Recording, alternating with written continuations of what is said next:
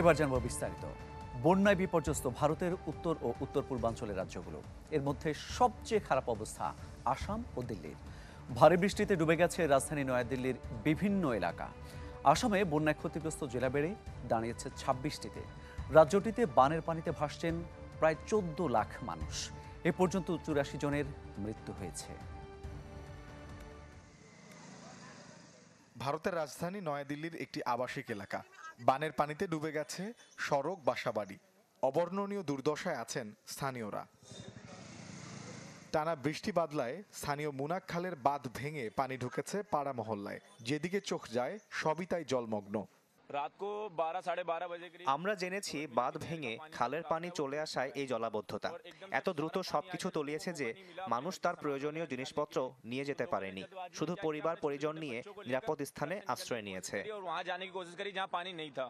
বন্যার দুর্ভোগে আছেন ভারতের উত্তর ও উত্তর পূর্বাঞ্চলের রাজ্যগুলোর মানুষ। আবহাওয়া কর্তৃপক্ষ বলছে পরিস্থিতি সামনে আরও খারাপ হতে পারে। এর মধ্যে সবচেয়ে খারাপ অবস্থা আসামের। রাজ্যের নগাঁও জেলায় গেল 2 মাসের প্রবল বর্ষণের কারণে বন্যায় তলিয়ে গেছে ক্ষেত খামার। পানিবন্দী হয়ে আছেন আবাসিক এলাকার মানুষ, যাতে বাস্তুচ্যুত হয়েছেন হাজারের বেশি লোক।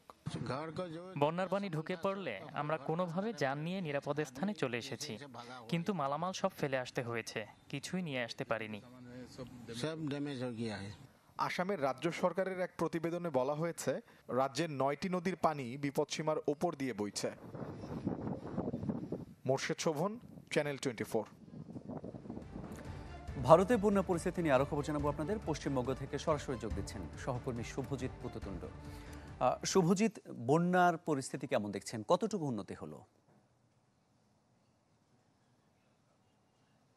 দেখুন, ভারতের একাধিক রাজ্যে বন্যা কার্যত জেঁকে বসেছে একেবারে। যদি আমি খুব কাছাকাছি বলি, আগে একটু পশ্চিমবঙ্গের কথা বলি। পশ্চিমবঙ্গের কথা যদি আপনি দেখেন, এই মুহূর্তে মানে আমি যে মুহূর্তে কথা বলছি সেই মুহূর্তে পশ্চিমবঙ্গের তিস্তার থেকে গজলডোবা ব্যারেজ থেকে যে পরিমাণ পানি বাংলাদেশের দিকে ছাড়া হচ্ছে, বাংলাদেশের জন্য কিন্তু একটা অশনির সংকেত কিন্তু দেখা দিয়েছে। কারণ সকাল থেকেই বাংলাদেশের রিভার বেডে এই মুহূর্তে যে পরিমাণে পানি রয়েছে বাংলাদেশের তিস্তায়, তার উপরে প্রায় 1 লক্ষ কিউসেকের বেশি পানি প্রতি ঘন্টায় বাংলাদেশের দিকে ছাড়া হচ্ছে। এবং এই রাত 10টার সময়, ভারতীয় সময় রাত 10টায় সব থেকে বেশি প্রায় 1,20,000 কিউসেক পানি বাংলাদেশের দিকে ছেড়ে দেওয়া হয়েছে। এবং এই পানি ছাড়ার পরিমাণ কিন্তু আরো বাড়তে পারে বলে আশঙ্কা করা হচ্ছে।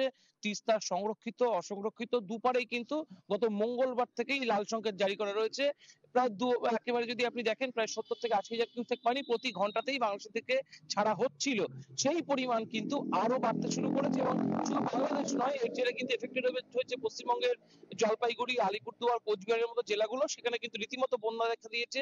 এবং একদম ফ্লাডের যে এখন বন্যার যে পরিস্থিতি, সেখানে কিন্তু এক ত্রাণ কর্মকর্তাদের সাথে কথা হচ্ছিল, সেচ দপ্তরের সাথে কথা হচ্ছিল। তারা কিন্তু বলছেন যে পাহাড়ি ঢল যেভাবে নামছে, সিকিমে যে পরিমাণ বৃষ্টি হচ্ছে, ভুটানের দক্ষিণে যে পরিমাণ বৃষ্টি হচ্ছে এবং সেই স্রোত যেভাবে নেমে আসছে, এই একেবারে যদি আপনি দেখেন পশ্চিমবঙ্গের কোচবিহারের বিভিন্ন এলাকা সেটা কিন্তু এফেক্টেড হয়েছে মূলত ভুটানের দক্ষিণ প্রান্তে বৃষ্টির জেরে। এবং সেখান থেকে ভোলা নালার পানি যখন বেরিয়ে আসছে, সেখানে কাদা পানি নিয়ে সম্পূর্ণ নেমে এসে ভুটানের সীমান্তবর্তী গ্রামগুলো পুরোপুরি ভাসিয়ে দিয়েছে। এবং একাধিক গ্রাম টোটোপাড়া থেকে শুরু করে তিস্তা বাজার, মানটং বাজার সবই কিন্তু ভেসে গিয়েছে।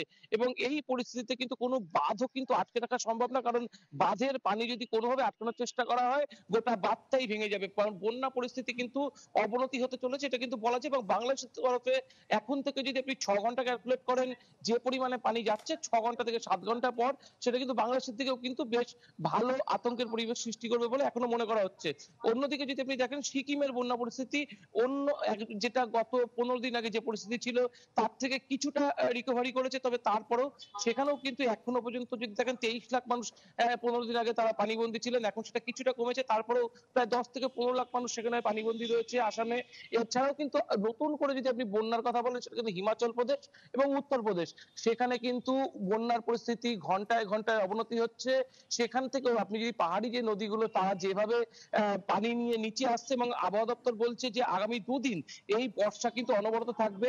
গোটা এই রিজিয়ন জুড়ে যেভাবে দু তরফ থেকে মৌসুমী বায়ু প্রবেশ করেছে, তার ফলে বন্যার যে পাহাড় ধসের যে আশঙ্কা, অতিবৃষ্টির যে আশঙ্কা, সেটা কিন্তু অনেকাংশেই বেড়ে যাচ্ছে। এবং আবহাওয়া দপ্তর বলছে এই বর্ষার আশঙ্কা থাকছে এবং মানুষকে তারা সতর্ক থাকতে বলেছে।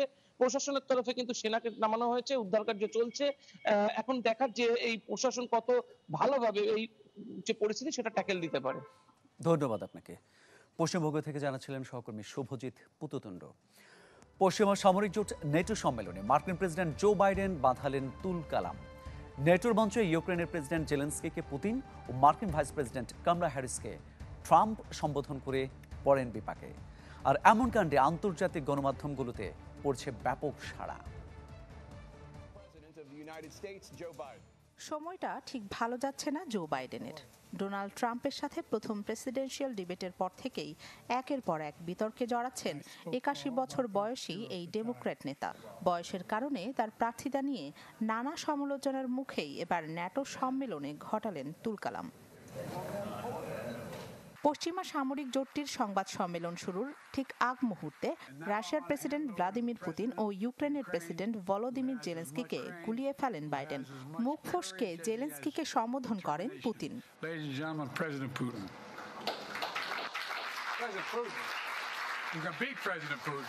এখানেই থেমে থাকেননি, বাঁধিয়ে ফেলেন আরেক লঙ্কা কাণ্ড। মার্কিন ভাইস প্রেসিডেন্ট কমলা হ্যারিস সম্পর্কে বলতে গিয়ে তার জায়গায় নিয়ে ফেলেন রিপাবলিকান প্রার্থী ও সাবেক মার্কিন প্রেসিডেন্ট ট্রাম্পের নাম।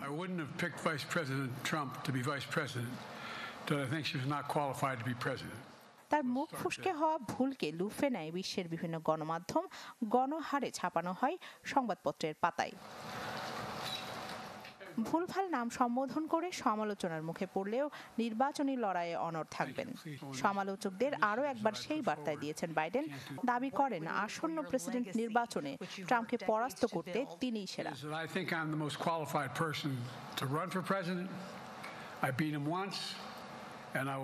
প্রেসিডেন্সিয়াল ডিবেটে ট্রাম্পের কাছে ধরাশয়ী হওয়ার পর ডেমোক্র্যাটদের অনেকেই চাচ্ছিলেন না শেষ পর্যন্ত প্রার্থী হিসেবে থাকুক বাইডেন। দাবি উঠে তার সরে দাঁড়ানোর। নানা বিতর্ক সত্ত্বেও ন্যাটো সম্মেলনকে বাইডেনের বয়স নিয়ে উদ্বেগ দূর করে শারীরিক ও মানসিক সক্ষমতার প্রমাণের প্ল্যাটফর্ম হিসেবে দেখা হচ্ছিল। তবে এখানেও যেন ভাগ্য সঙ্গ দিল না। তুখোর এই নেতা হেরে গেলেন নিজের মুখ থেকে বের হওয়া শব্দের কাছেই। রাখি জেসমিন, চ্যানেল 24। মিয়ানমারে নতুন করে বেশ কয়েকটি অঞ্চলে নিয়ন্ত্রণ হারিয়েছে সামরিক বাহিনী। জান্তা সরকার দেশটিকে ধ্বংসের দিকে ঠেলে দিচ্ছে বলে অভিযোগ করেছেন জাতিসংঘের মিয়ানমার বিষয়ক বিশেষ দূত টম অ্যান্ড্রুজ। এদিকে গ্রাহকরা আমানত না রেখে শুধু অর্থ উত্তোলন করায় হুমকির মুখে পড়েছে দেশটির ব্যাংক খাত। জনমানবহীন অঞ্চলে পরিণত হয়েছে মিয়ানমারের শান রাজ্যের লাশিও শহর। ৩ জুলাই থেকে অঞ্চলটিতে জান্তা বাহিনীর সাথে বিদ্রোহীদের তুমুল লড়াইয়ের জেরে শহর ছেড়ে পালিয়েছেন বাসিন্দারা। সপ্তাহব্যাপী সংঘর্ষে অনেক জান্তা ঘাঁটি এবং ফাঁড়ি ধ্বংস করে দিয়েছে বিদ্রোহীরা। মান্দালয়ে নতুন করে বেশ কিছু অঞ্চলের দখল হারিয়েছে সেনাবাহিনী। বিদ্রোহীদের সাথে লড়াইয়ে ইয়েন আস্থা চেকপোস্টে নিহত হয়েছে অন্তত ৭ জান্তা সেনা। ঘাঁটি পুনরুদ্ধারে বেসামরিক অঞ্চলে উপর্যুপরি হামলা চালাচ্ছে তাতমাদো। এতে প্রাণ গেছে বেশ কয়েকজন বাসিন্দারও। দেশজুড়ে বিদ্রোহী জান্তা বাহিনীর সংঘর্ষে ধসে পড়েছে মিয়ানমারের ব্যাংক খাত। আমানত না রেখে শুধু উত্তোলনই করছে সাধারণ মানুষ। এমন অবস্থায় গ্রাহকরা বেসরকারি ব্যাংক থেকে প্রতিদিন কী পরিমাণ টাকা তুলতে পারবে তা ঠিক করে দিয়েছে দেশটির কেন্দ্রীয় ব্যাংক। এদিকে জান্তা বাহিনী মিয়ানমারকে ধ্বংসের চেষ্টা করছে এমন সতর্কবার্তা দিয়েছেন জাতিসংঘের মিয়ানমার বিষয়ক বিশেষ দূত টম অ্যান্ড্রুজ। বৃহস্পতিবার নিরাপত্তা পরিষদের বৈঠকে দেশটির হালনাগাদ পরিস্থিতি তুলে ধরেন তিনি। জানান জনবল, সামরিক সরঞ্জাম আর ঘাঁটি হারিয়ে চাপে রয়েছে সামরিক সরকার। অ্যান্ড্রুজের মতে গেল 10 মাসে বিদ্রোহীদের প্রতিরোধে যেসব পদক্ষেপ নিয়েছে সরকার তাতে শুধুই প্রাণ গেছে বেসামরিক মানুষের। ওয়ালিউল্লাহ ফারুক, চ্যানেল 24। ইসলামী ব্যাংক পিএলসি ওয়ার্ল্ড নিউজ স্টোরিতে নিচ্ছে একটা বিরতি, ফিরছে একটু পর। সাথে আবারও আমন্ত্রণ ইসলামী ব্যাংক পিএলসি ওয়ার্ল্ড নিউজ স্টোরিতে। ইতালিতে ভিসা জালিয়াতির অভিযোগে বাংলাদেশি সহ 40 জনকে আটক করা হয়েছে। এর মধ্যে 13 জনকে এরই মধ্যে কারাগারে পাঠিয়েছে ইতালির পুলিশ। 24 জনকে গৃহবন্দীর পাশাপাশি 7 জনকে রাখা হয়েছে পুলিশি হেফাজতে। আটকদের বিরুদ্ধে অবৈধ অভিবাসন, অর্থ পাচার সহ বিভিন্ন অভিযোগ রয়েছে। এছাড়া সন্দেহভাজন আরও 10 জনকে 1 বছরের জন্য ব্যবসায়িক কার্যক্রম থেকে নিষিদ্ধ করা হয়েছে। এমন ধরপাকড়ে আতঙ্ক বেড়েছে প্রবাসী বাংলাদেশিদের। স্থানীয় প্রসিকিউটরের দাবি ২০২০ সাল থেকে সন্দেহভাজন ও আটককৃতরা মিথ্যা তথ্য দিয়ে প্রায় ২৫০০ আবেদন জমা দিয়ে আসছেন। বিনিময়ে অভিবাসন প্রত্যাশীদের কাছ থেকে ৭,০০০ ইউরো করে হাতিয়ে নিচ্ছেন।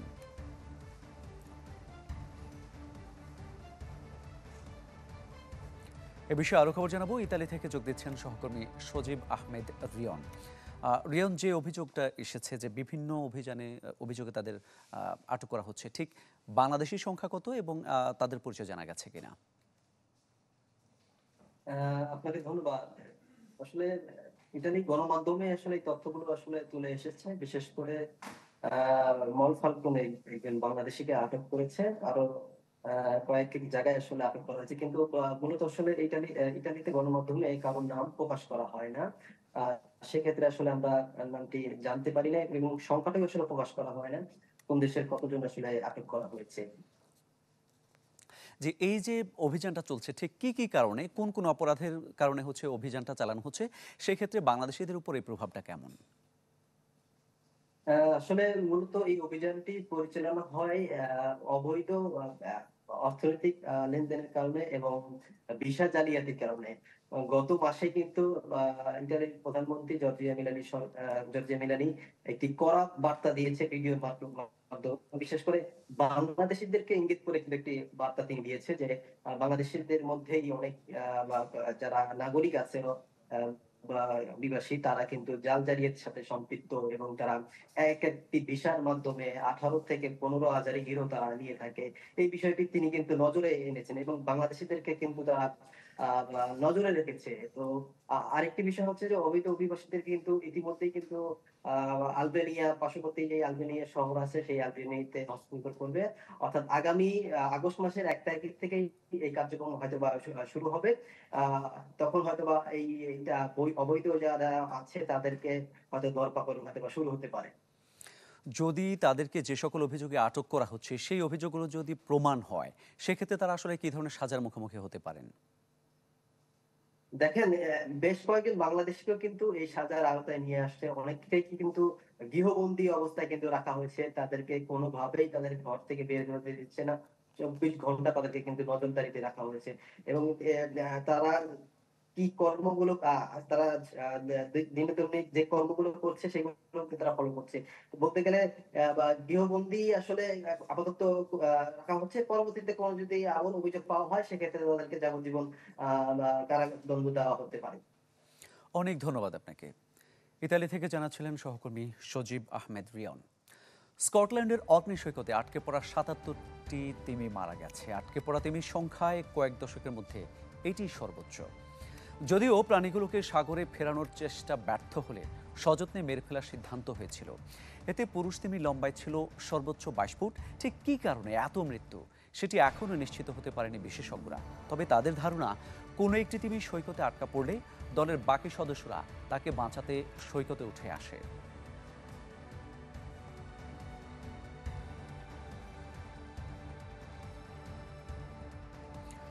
বর্তমান বিশ্বের 10ম ধনী ব্যক্তি মুকেশ আম্বানির ছেলের বিয়েতে পুরো মুম্বাই সেজেছে নতুন রূপে। হলিউড বলিউড তারকা থেকে তুখোড় রাজনীতিকেও আছেন আমন্ত্রিত অতিথিদের তালিকায়। ফোর্বস ম্যাগাজিনের তথ্য মতে পুরো বিয়ের আয়োজনে খরচ হচ্ছে 4 থেকে 5,000 কোটি টাকা, যা আম্বানির মোট খরচের মাত্র 0.5%। বিশ্বের অন্যতম শীর্ষ ধনী মুকেশ আম্বানির ছেলের বিয়ে বলে কথা, তাই তো আয়োজনও চোখ ধাঁধানো। জামনগর থেকে ইতালি অনন্ত আম্বানি ও রাধিকা মার্চেন্টের বিয়ে উপলক্ষে মার্চ মাস থেকেই দেশে বিদেশে হয়েছে জমকালো প্রি ওয়েডিং সেরেমনি। অবশেষে এসেছে বিয়ের মাহেন্দ্রক্ষণ। আম্বানি পুত্রের বিয়ে এখন ভারতের টক অব দ্য টাউন। শুধু ভারত বললে ভুল হবে, এ নিয়ে বিশ্বজুড়েই চলছে নানা গসিপ। বিয়ের অতিথির তালিকাতে আছে চমক। হলিউড বলিউড তারকা, ক্রিকেটার, রাজনীতিক কেউই বাদ নেই। ভারতের প্রধানমন্ত্রী নরেন্দ্র মোদীও এই বিয়ের নিমন্ত্রিত অতিথি। হলিউডের জন সেনা, কিম কার্দাশিয়ান ও যুক্তরাজ্যের সাবেক 2 প্রধানমন্ত্রী টনি ব্লেয়ার, বরিস জনসন। কে নেই তালিকায়। এর মধ্যে শুরু হয়েছে বিয়ের আনুষ্ঠানিকতা। বিয়ের ভেন্যু মুম্বাইয়ের জিও ওয়ার্ল্ড কনভেনশন সেন্টারে আসতে শুরু করেছেন নিমন্ত্রিতরা। ফোর্বস ম্যাগাজিনের তথ্য মতে ৬৬ বছর বয়সী মুকেশ আম্বানি বর্তমান বিশ্বের ১০ম ধনী ব্যক্তি। তার মোট সম্পদের পরিমাণ $১১৫ বিলিয়ন। রাখি জেসমিন, চ্যানেল 24। ইসলামী ব্যাংক পিএলসি ওয়ার্ল্ড নিউজ টুডেতে নিচ্ছে আরেকটা বিরতি, ফিরছে একটু পর, সাথেই থাকুন।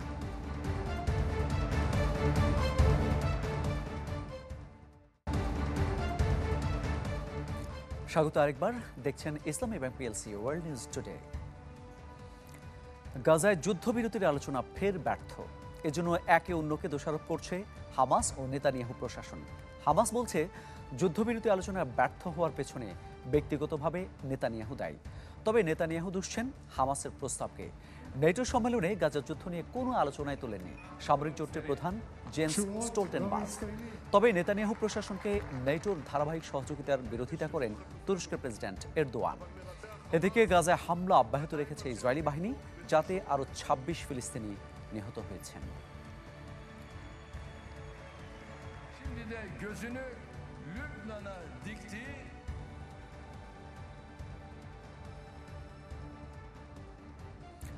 সাদা ও বেগুনি ফুলে ছেয়ে গেছে বিশ্বের প্রাচীন ও শুষ্কতম মরুভূমি আতাকামা। সাধারণত বসন্তকালে এমন ঘটনা ঘটলেও এল নিনোর কারণে গেল কয়েক বছর ধরে মৌসুমের আগেই প্রস্ফুটিত হচ্ছে বিরল এসব ফুল। চিলির উত্তরাঞ্চলে অবস্থিত এই মরুভূমির এমন বিরল সৌন্দর্য উপভোগে ছুটে আসছেন দেশ বিদেশের পর্যটকরা। রঙিন ফুলের সমারোহে ছেয়ে গেছে বিশ্বের প্রাচীন ও শুষ্কতম মরুভূমি আতাকামা। বৃষ্টির সজীবতায় যেন প্রাণ ফিরে পেয়েছে আরও। চিলির উত্তরাঞ্চলে অবস্থিত এই মরুভূমির যত দূর চোখ যাচ্ছে কেবল সাদা ও বেগুনি ফুলের সৌন্দর্য, যা উপভোগে ছুটে আসছেন দেশ বিদেশের বহু পর্যটক। এটি সত্যি চমৎকার। মরুভূমিতে এমন দৃশ্য দেখতে পেরে আমরা সত্যি আনন্দিত। এই প্রথম মরুভূমির বুকে ফুল দেখলাম। অনেক দূর থেকে গাড়ি চালিয়ে এখানে এসেছি, অনেক ভালো লাগছে। সাধারণত মরুভূমিটিতে অনাবৃষ্টি থাকলেও প্রাকৃতিক কিছু ক্ষমতা রয়েছে এটির। মরুভূমির বালির নিচে জমে থাকে হাজার হাজার ফুলের বীজ। বৃষ্টির ছোঁয়া পেলেই প্রাণের সঞ্চার ঘটে বীজগুলোতে। সাধারণত বসন্তকালে ঘটে এমন ঘটনা, তবে এল নিনোর কারণে গেল কয়েক বছর ধরে মৌসুমের আগেই প্রস্ফুটিত হচ্ছে তা। ফুলগুলো এখনো এতটা বিস্তৃত হয়নি যে এটি ফুলের মরুভূমি হিসেবে বিবেচিত হবে।